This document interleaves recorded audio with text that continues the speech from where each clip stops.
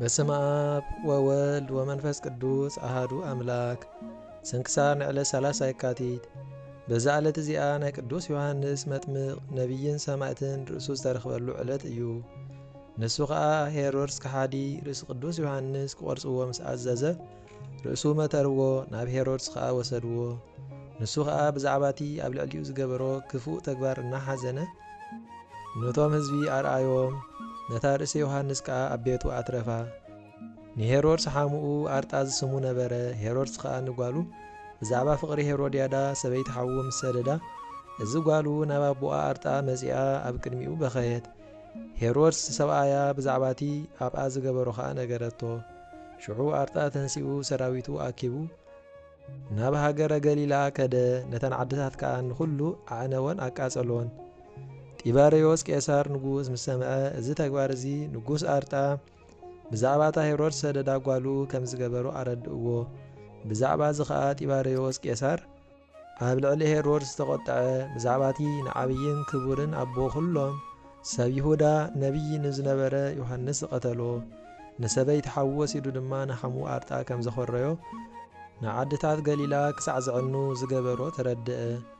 ጢባርዮስ ቄሳር ናብኡ ልኢኹ ንሄሮድስ ናብ ሃገረ ሮማ ጸዊዑ ኣምጽኦ።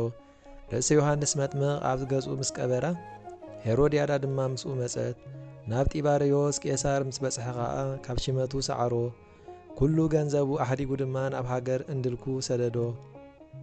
ኣብኡ ኸዓ ብሕማቕ ሞት ሞተ። ንጉስ ቄሳር ልኡኻት ሰዲዱ ንቤት ሄሮድስ ኣዕነዎ። ንኹሉ ዝርእዮ ኸዓ መለበሚ መርኣያ ገበሮ። ብዘይካ ቀጽርን ጫፍ ናይቲ ዝነበረ ህንፃን ኣናቅጽን ኩሉ ዑና ኾነ። ገያሾ ሓለፍቲ መንገዲ ኣብኡ ይሓድሩሉ ነበሩ። በቲ እዋን እቲ ክልተ ሰብኡት ብገንዘብ ድኻታት ብሃይማኖት ግን ሃብታማት ነበሩ። ናይ ጐይታና ቅድስቲ ጾም ክጸሙን ክሰግዱን ኢሎም ናብ ኢየሩሳሌም ከዱ። እዚ ኸዓ ድሕሪ ብዙሕ ዓመታት እዩ። ምስ ዓረቦም ኣብቲ ዝዓነወ እንዳ ሄሮድስ ተኣልዮም ሓደሩ። ቅዱስ ዮሐንስ መጥምቕ ከዓ ንሓደ ካብኦም ኣብ ድቃሱ ተገልጸሉ። ስሙ ነገሮ፣ ቅድስቲ ርእሱ ዘላቶ ድማ ኣረድኦ። ካብ ዘላቶ ኣውፂኡ ሒዝዋ ናብ ቤቱ ክወስዳ ኣዘዞ። ካብ ድቃሱ ምስ ተንስአ እቲ ዝረኣዮ ንብጻዩ ነገሮ። ብሓደ ተላዒሎም ድማ ናብቲ ቅዱስ ዮሐንስ ዘመልከቶ ቦታ በጽሑ። ኳዓትዎ እሞ ኣብኡ ኣቕሓ ጻሕሊ ረኸቡ። ምስ ከፈትዎ ኸዓ ኣዝዩ ጥዑም ሽታ መኣዛ ዝኾነ ካብኡ ወፀ።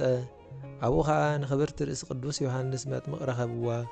ካብኣ ተባሪኾም ከዓ ናብቲ ኣቕሓ እተውዋ። ከምታ ናይ ቅድም ዝነበረታ ገይሮም ድማ ዓጸውዋ።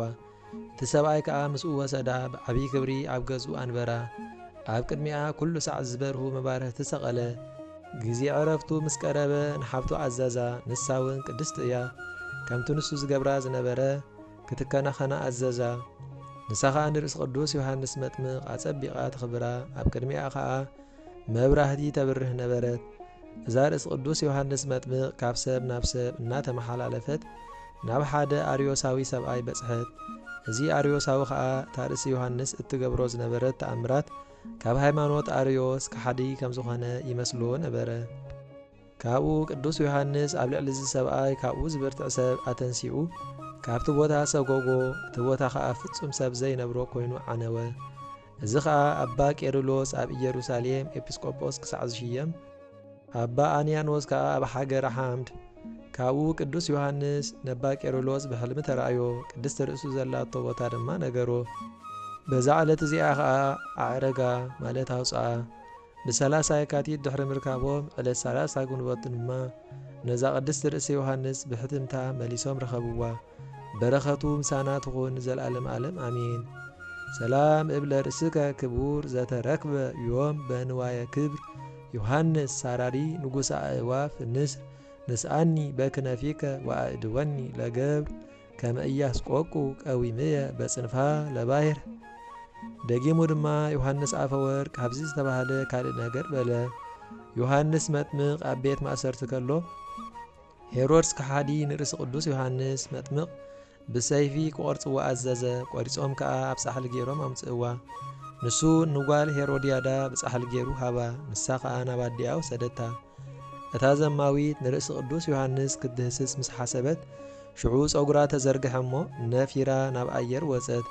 ሰይቲ ሓዉኻ ክትወስድ ኣይግባኣካን እዩ እናበለት ከም ንስሪ እናነፈረት ن15 ዓመት ጸንሐት ካብኡ ወረደት እሞ ኣብ ሃገር ዓረብ ተቐብረት ገያሾ ድማ ኣብቲ ቦታ ይሓድሩ ነበሩ ብፍቓድ እግዚአብሔር ከዓ ካብ ገያሾ ክልተ ኣሕዋት ጻድቃን ምእመናን ኣብቲ ቦታ በጺሖም ኣብኡ ሓደሩ ቅዱስ ዮሐንስ ድማ ተገልጸሎም ነታ ቅድስት ርእሱ ከዓ ከዕርግዋ ማለት ከውጽእዋ ኣዘዞም ንሳቶም ከዓ ውፂኦም ተሰኪሞም ናብ ገዝኦም ወሰድዋ ዓብይ ክብሪ ድማ ኣኽበርዋ በረኸቱ ምሳና ትኹን ዘለዓለም ዓለም ኣሜን በዛ ዕለት እዚኣ ንኣባ ሚናስ ናይ እስክንድርያ ሊቀ ጳጳሳት መዘከርቱ እያ በረኸቱ ምሳና ትኹን ዘለዓለም ዓለም ኣሜን ናይ ወርሒ የካቲት ንባባት ናይ ስንክሳር ብስምረት ስሉስ ቅዱስ ተፈጸመ ክብርን ምስጋናን ሎምን ንዘለዓለም ዓለምን ንቅድስት ሥላሴ ይኹን ኣሜን